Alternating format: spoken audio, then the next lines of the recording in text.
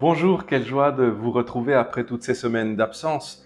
Merci de vous être inquiété de ma santé. Des personnes m'ont demandé si j'avais été malade. Je n'ai pas été malade, je n'ai pas eu de Covid. Et puis d'autres personnes m'ont dit, est-ce qu'on vous a censuré, est-ce qu'on vous a fait taire? Alors non, ne vous en faites pas, c'est moi qui ai dû prendre d'autres dispositions, d'autres priorités et qui m'ont valu, voilà, de vous quitter durant ces quelques semaines. Mais aujourd'hui, il est important de revenir sur des choses très actuelles de l'Église. Et puis c'est à l'occasion de la fête de la chaire de Saint-Pierre hier que je me suis dit c'est peut-être le bon moment pour se poser les bonnes questions.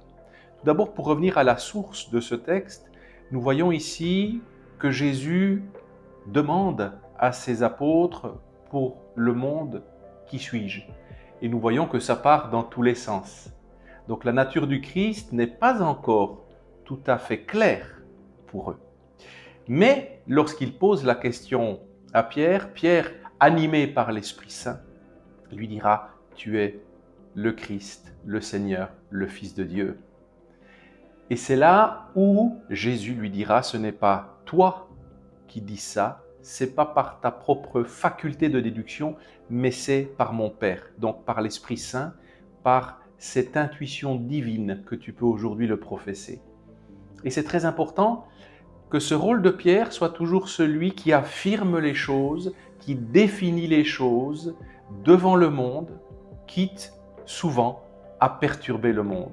Et si l'Évangile était évident et était accepté par la pensée du monde, ça se saurait. Et nous n'aurions pas eu autant de martyrs, autant de prophètes et d'apôtres qui ont été tués parce qu'ils professaient une parole envers et contre tout et contre tant. Le temps du monde n'est pas celui de Dieu. Aujourd'hui, dans ce temps du monde, il y a cette rigueur également évangélique qui est difficile à tenir parce qu'on voit que les églises dans certaines régions et particulièrement dans les régions les plus sécularisées, les plus modernes, se vident, les vocations se font de moins en moins nombreuses et les premières des vocations, c'est la vocation baptismale et de là va découler ensuite l'ordination sacrée, notamment comme prêtre. Et là, pourquoi est-ce que ça arrive? Et aujourd'hui, c'est vrai que le Saint-Père a voulu que l'on crée ce mouvement de cet itinéraire synodal. Dans le fond, la collégialité est à la base de la synodalité, ce qui veut dire qu'on parle collégialement entre nous et ensuite ça doit remonter à Rome pour que le Saint-Père puisse tirer certaines conclusions. Mais de cet itinéraire synodal, j'ai voulu questionner des personnes et des personnes spontanément se sont adressées à moi pour me dire et pour me donner leurs sentiments sur cet itinéraire synodal. Et je me suis dit qu'il était important aujourd'hui, notamment dans mon rôle non seulement d'enseignant à l'université, mais en tant que prêtre, en tant que théologien, de réaffirmer la position de l'Église, non pas la mienne, la mienne elle importe peu, je ne m'engage pas en mon nom propre, en mon idéologie propre, c'est là où je deviendrais un faux prophète, surtout si je défendais un intérêt propre. Là, aujourd'hui et demain, je défendrai toujours la position de l'Église, la position du Christ, la position des racines même de notre origine chrétienne. Et donc, il est important, pour ces prochaines vidéos, que vous me posiez parfois des questions. Parce qu'aujourd'hui, il y a une réinformation à faire après des décennies, parfois, de non-information ou de désinformation. Et nous voyons que nous vivons dans une église, tout spécialement en Europe occidentale, où il y a véritablement des manques, des grandes questions. Et ça devient parfois très dangereux parce qu'on ne sait plus à quel saint se vouer et on part dans tous les sens. Une personne me disait, est-ce qu'on n'est pas en train, sans vouloir dénigrer l'Église protestante, mais est-ce qu'on n'est pas en train de se protestantiser? Dans le sens où, j'ai d'ailleurs des amis qui sont pasteurs protestants qui me disent, votre chance, vous, c'est que vous avez une lignée, vous avez un magistère, vous avez cette succession apostolique qui vous donne toujours la même loi, les mêmes dogmes, la même structure, la même ecclésiologie. Alors que parfois, certains pasteurs déplorent que d'une église à une autre voisine, eh bien, ils font les choses complètement différemment. Alors que nous avons cette chance d'avoir un magistère, d'avoir un pape qui est le successeur de Saint Pierre. Alors, c'est vrai, mais est-ce qu'on l'écoute, ce pape? Est-ce qu'on écoute ce magistère? Est-ce qu'on trie dans les documents qui viennent écrits et promulgués? Et c'est là aujourd'hui où je me pose certaines questions, si on ne trie pas au gré de nos propres envies pour l'Église d'aujourd'hui, pour ma propre position, pour mon propre confort. Et c'est là où ça peut devenir très dangereux. Dans ce processus synodal, on m'a posé quelques questions, mais surtout, des personnes me disaient, il y a eu une véritable pauvreté. Il y a eu des échanges dans les groupes qui étaient de minimum 5 personnes réunies, des échanges affligeants qui partaient dans tous les sens et qui montraient qu'il n'y avait pas de fondement théologique, de fondement doctrinal en se connectant à Dieu, mais en y partant chacun de sa propre manière de penser. Et dans le fond, aujourd'hui, je me dis, c'est dommage, parce que c'est comme si nous demandions à des personnes qui n'ont jamais fait le permis de conduire, dont on n'a jamais expliqué comment fonctionnait un véhicule, et qu'on leur demande aujourd'hui, s'il vous plaît, on vous demande de réformer le code de la route. On est d'accord, ça va partir dans tous les sens, parce qu'il n'y a pas de connaissances et de bases communes, et ça va finir en accident, c'est évident. Donc aujourd'hui, je vous invite à m'écrire quand vous aurez envie de me poser des questions, et je ne vais pas vous répondre en l'air d'après mon idée spécifique, mais je vais essayer d'être le point de référence qui amène des références théologiques, liturgiques, ecclésiologiques et canoniques. Et je crois que c'est par là que se passe la véritable réforme et la véritable réinformation des fidèles d'aujourd'hui. Et à partir de là, nous allons réinsuffler l'Esprit de Dieu, l'Esprit de son Église, et je pense réenchanter le monde. Et dans cet esprit-là, aujourd'hui, il est important de se dire que ce processus synodal ne doit pas être vu à l'envers de ce qu'il est. Parfois, on se dit, aujourd'hui, comment est-ce que l'Église peut répondre aux envies et aux attitudes spécifiques du monde d'aujourd'hui, de nos fidélités actuelles, de nos communautés actuelles? Comment est-ce que l'Église peut s'adapter pour correspondre? Je pense que le problème est inverse en fait. Je dirais simplement comment est-ce que les fidèles aujourd'hui peuvent se coaliser pour, dans la prière, dans la méditation et dans l'adoration, se reconnecter au Christ et de dire aujourd'hui qu'est-ce que je peux réformer en moi pour convenir à l'Église du Christ qui n'est pas la mienne, dont je ne suis pas le dépositaire. Qu'est-ce que je peux changer en moi? La réforme de l'Église, ce n'est pas la réforme des dogmes, la réforme de la racine même qui a été instaurée par le Christ, c'est quelque chose qui doit être changé en moi pour correspondre toujours davantage à l'Église du Christ qui veut continuer de prêcher la bonne nouvelle aujourd'hui. Qu'est-ce que je peux changer en moi et non pas qu'est-ce que je peux changer en l'Église pour qu'elle me convienne. N'inversons pas les valeurs. L'homme est créé à l'image de Dieu et ce n'est pas Dieu qui doit se créer à l'image de l'homme ou de ce que l'homme veut bien lui octroyer comme image. Je crois que c'est important de revenir à cette racine-là. Alors, quelques petites questions qui sont venues et dont je vais essayer d'apporter quelques éléments de réponse.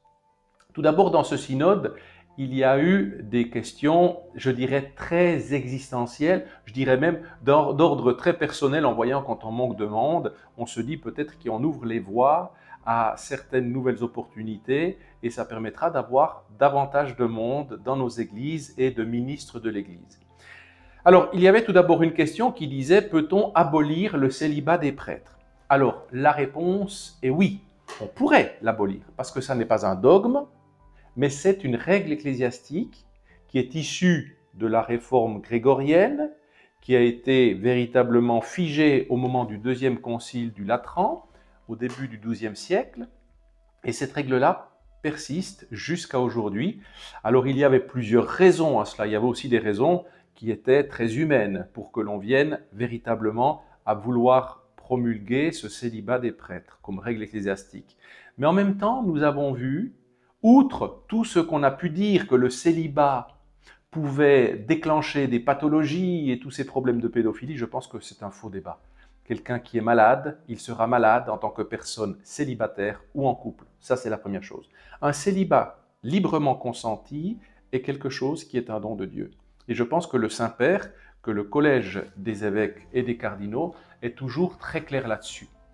Il y a des cas spécifiques et ces cas spécifiques-là doivent être traités. Mais aujourd'hui, on a souvent l'impression que, à partir de cas spécifiques ou tragiques, à partir de ces minorités, il faut changer la majorité du fonctionnement de l'Église. Et je pense que là, c'est très dangereux. Ça n'est pas parce qu'il y a des minorités agissantes qui font des dégâts qu'il faut ignorer l'énorme majorité, l'écrasante majorité de saints en devenir dans ce monde et des ministres sacrés dans ce monde qui font tout ce qu'ils peuvent pour être honnêtes, pour être corrects et intègres dans leur célibat.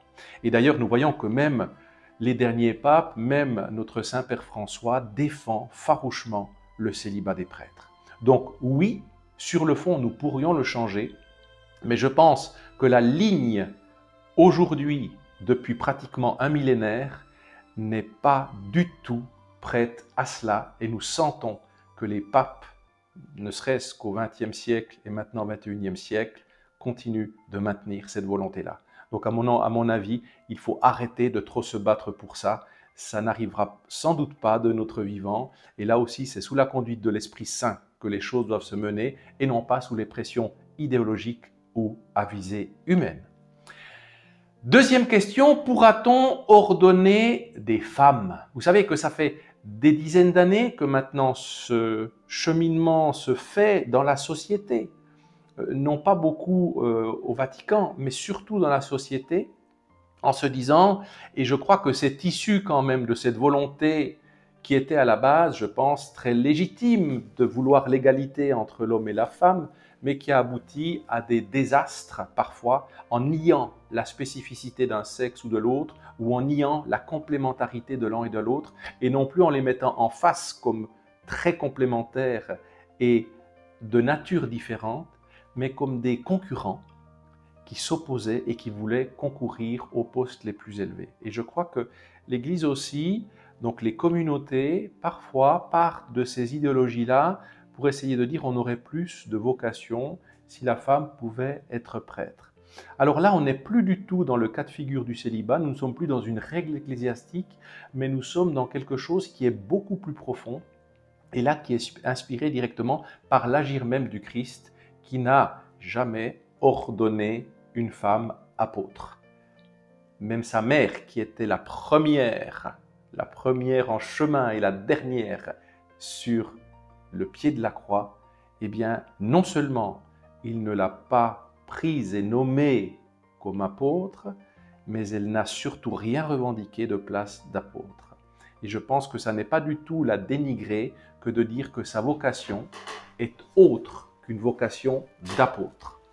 Alors, des personnes pourraient dire oui, mais bon, est-ce qu'il y a un fondement qui nous dit qu'aujourd'hui le débat est clos? Oui, il y a un fondement, et ce fondement, il a été déjà, on peut dire, promulgué par une encyclique de Saint Jean-Paul II, et c'était le 22 mai 1994 par l'encyclique Ordinatio Sacerdotalis. Vous pouvez la trouver sur le site du Vatican. Je me permets juste d'en lire le dernier paragraphe. Le dernier paragraphe nous dit « C'est pourquoi, afin qu'il ne subsiste aucun doute sur une question de grande importance qui concerne la constitution divine elle-même de l'Église, je déclare, en vertu de ma mission, de confirmer mes frères, que l'Église n'a en aucune manière le pouvoir de conférer l'ordination sacerdotale à des femmes et que cette position doit être définitivement tenue par tous les fidèles de l'Église. » C'est Saint Jean-Paul II qui a promulgué cela. Ce qui veut dire que là, le sujet est clos. Et je suis surpris, non pas par des fidèles qui eux-mêmes ne peuvent pas forcément connaître tous les textes du magistère, mais je suis surpris que des personnes engagées en Église, qui ont même des missions de gouvernement, d'enseignement et de sanctification, continuent de venir réouvrir, poser à nouveau ce débat. Et je trouve que c'est dangereux, parce qu'on nous demande justement l'obéissance, et l'Église, bien que des personnes ne le savent pas, n'est pas une démocratie, c'est une théocratie, c'est lui qui a sa tête. C'est le Seigneur qui définit les choses. Et il a instauré des statuts, une ecclésiologie, des bases. Ces bases-là ne nous appartiennent pas. Et j'irai même plus loin. Si nous ne sommes pas attentifs à veiller, de ne pas nous laisser contaminer par l'esprit du monde, par des idéologies, par des modes, par des demandes, par ces poussées aussi de certaines idéologies très fortes, aussi par certaines minorités très agissantes, qui n'agissent plus au nom du Christ, mais au nom d'elles-mêmes, au nom d'un pouvoir humain, au nom d'une gouvernance humaine, eh bien nous allons au schisme. Et je crois que ça, c'est aujourd'hui très dangereux. C'est de voir qu'il y a des personnes, même hautes placées dans l'Église, qui dénaturent la source même pour se rendre sans doute plus populaires et pour dire qu'elles ont le courage de vouloir réformer l'Église en étant plus populaires, mais il n'y a aucun courage à aller dans le sens du courant, à aller dans le sens des modes. Ça, au contraire, c'était un esprit pharisien que de vouloir s'installer dans un système. L'esprit du Christ, lui, a toujours lutté contre cet esprit du monde.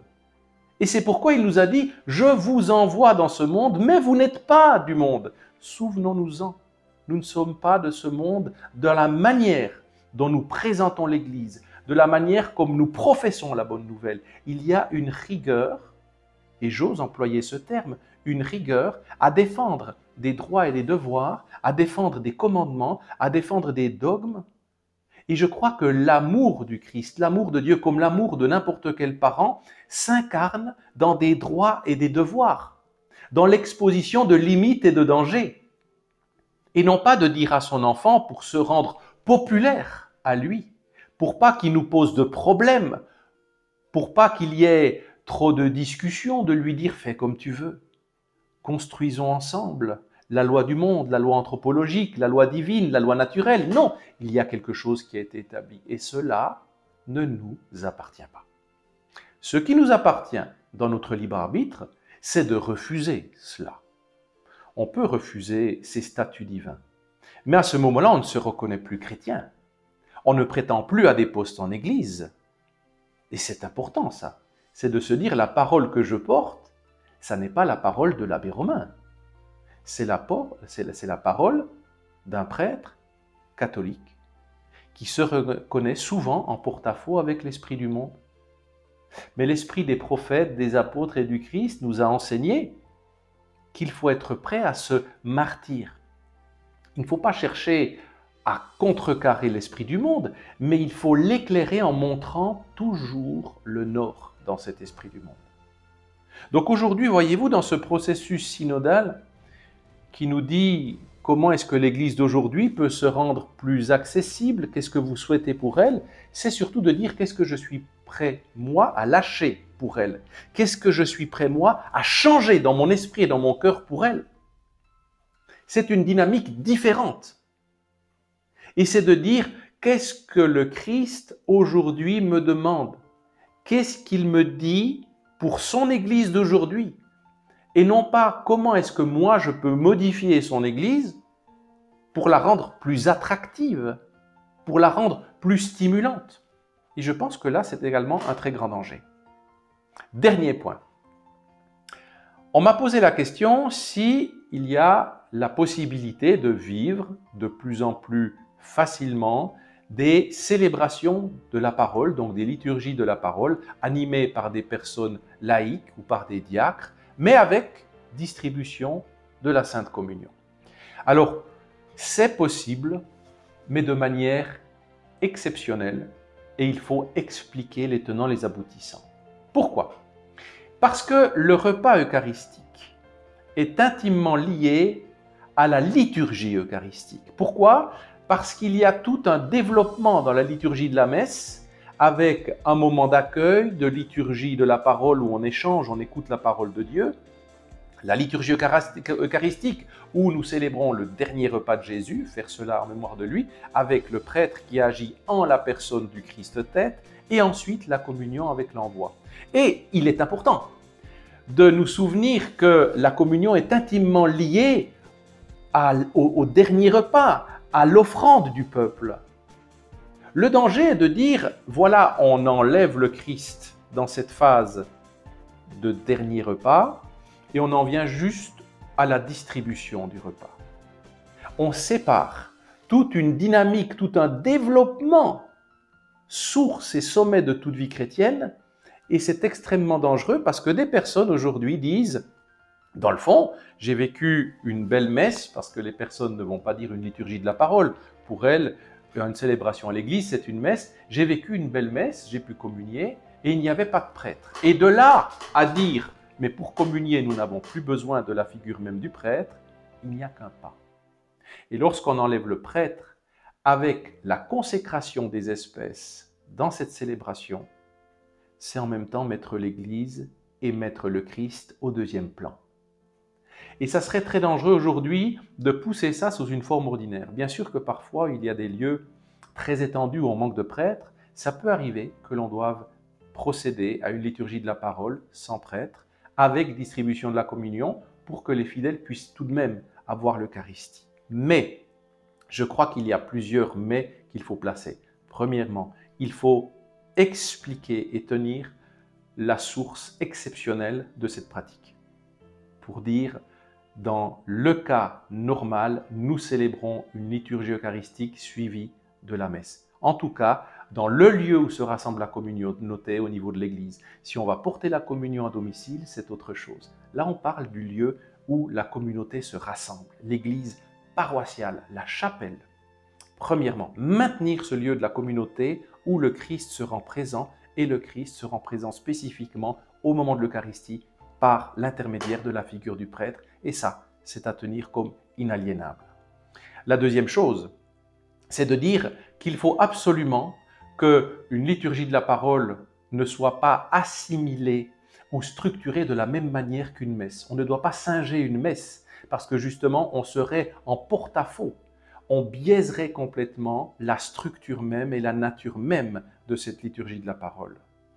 Et ça serait là également un très grand danger dans un esprit où aujourd'hui on doit davantage clarifier que désinformer encore les gens qui sont passablement déboussolés depuis des dizaines d'années, surtout en Occident.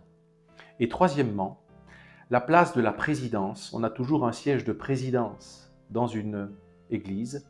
Eh bien, cette place de présidence ne doit pas être occupée par celui ou celle qui anime cette célébration, pour bien montrer la place vacante de celui qui normalement ferait la liturgie, le dernier repas au nom même du Christ. Pour ne pas, là aussi, je dirais, biaiser les choses. Il y a ces deux natures de ministères ordonnés, de ministères laïques, qui n'ont pas des caractères de supériorité hiérarchique, mais qui ont un ordonnancement inaliénable voulu par le Christ. Et je pense que ça, maintenir celui qui a le devoir d'enseignement, gouvernement et sanctification, avec celui qui fait partie du peuple, mais qui fait partie du peuple en ayant toute sa dignité, qui peut même aider par sa connaissance, par sa légitimité, à conduire ses frères, à donner la bonne parole à ses frères, mais dans son rôle spécifique de personne laïque. Et finalement, vous savez, quand des personnes viennent dire « mais pourquoi est-ce qu'on ne revient justement pas sur le sacerdoce des personnes mariées, des hommes mariés ?» Oui, mais dans les églises réformées notamment, ils ont le même problème de vocation aujourd'hui, ce qui veut dire que le problème de la bonne parole est beaucoup plus profond.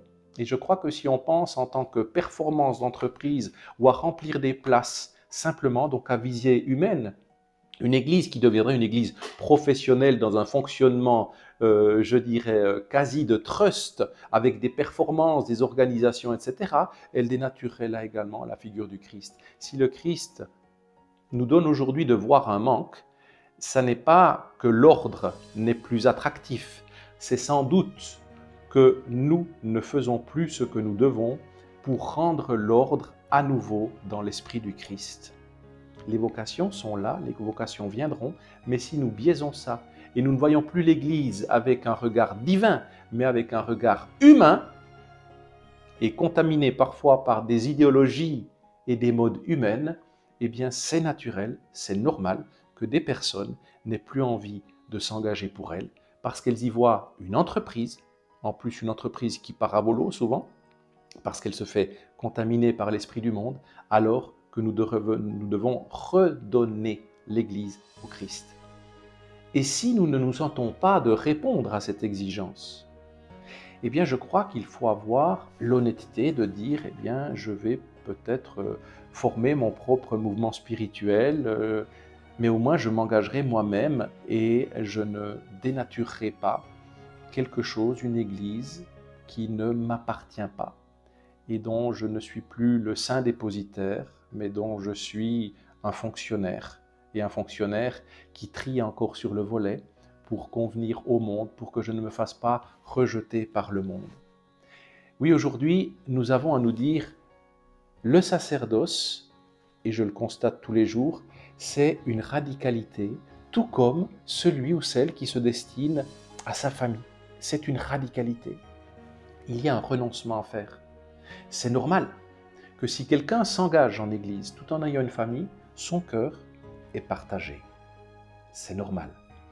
Si cette personne-là se destine à vivre en Église, à se donner pour un service en Église, eh bien en même temps, elle saura que sa priorité, s'il y a des problèmes dans sa famille, ça sera toujours d'abord la famille.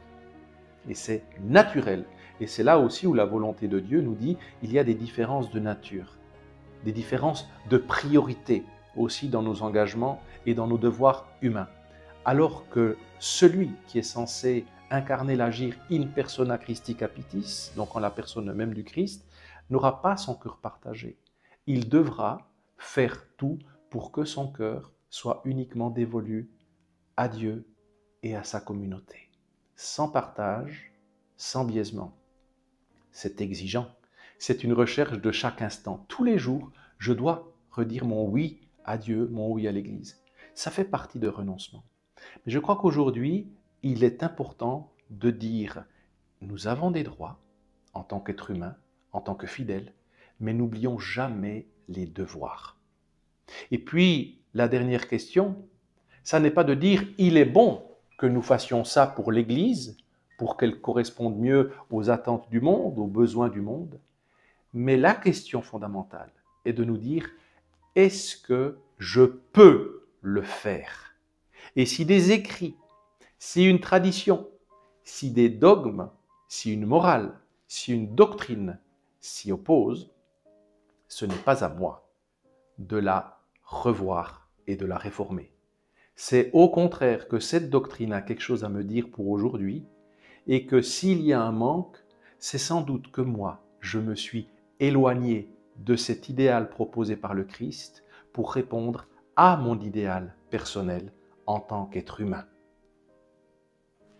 C'est une question fondamentale que je vous laisse. J'ai fait une vidéo un peu plus longue que d'habitude, mais ça fait des semaines que nous ne nous sommes pas vus et je crois qu'aujourd'hui, elle est importante. N'hésitez pas à m'écrire si vous voulez me poser des questions, si vous avez des doutes sur la doctrine, sur des choses qui se vivent, qui se proposent aujourd'hui, même dans le processus synodal. Et je vous dirai s'il y a la possibilité de réouvrir ce dossier sans pervertir le fondement même de notre Église, de manière liturgique, ecclésiologique ou canonique ou doctrinale. Et je vous dirai également si cette possibilité n'existe pas, eh bien à quel moment elle a été décidée.